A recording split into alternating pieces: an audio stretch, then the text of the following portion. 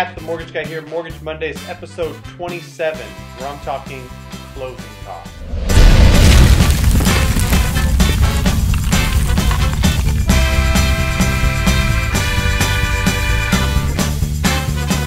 Matt, the Mortgage Guy, Mortgage Mondays, episode 27, where I'm talking closing costs.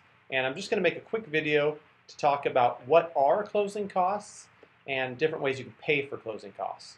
So first off, closing costs are in general going to be in one of these three categories: lender fees, title fees, and prepaids, setting up your escrow accounts. Lender fees are generally going to include processing and underwriting. That's from us, the lender. Title fees, such as title insurance and escrow fees. And then the prepaids are you prepaying your taxes and your insurance, setting up that escrow account with the lender. So that's what closing costs are going to entail. And ballpark figure for all those costs on, let's say, a $250,000 loan, about $7,000. So the main reason I want to make this video is because somebody who may be new and doesn't know how loans are structured might say, well, I know I'm going to be putting 5% down of my $250,000 purchase, so that's $12,500 plus $7,000 in closing costs. Well, I don't have $20,000.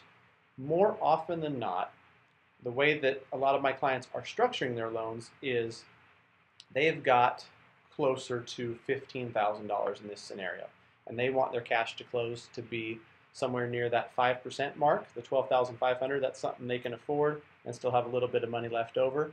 So what they'll do is they'll take a slightly higher interest rate. In return for that higher interest rate, the lender will give a lender credit to cover these closing costs. So instead of having a 4% interest rate, you might have a 4.375. So yes, your payment's going to be $46 more per month. But what that's going to do is allow you to come cash to close with $12,500 as opposed to $20,000. And in a lot of cases, it really makes sense because you're $46 more per month. When you think about the $7,000 you didn't spend today, you know, the break-even period may be over 10 years, and you're more than likely not going to be in this same loan for 10 years. You'll either have refinanced or moved or done something. So it makes more sense to take that lender credit, have a slightly higher payment, and come out of pocket less at the close of the loan. If you have any questions at all, please feel free to reach out.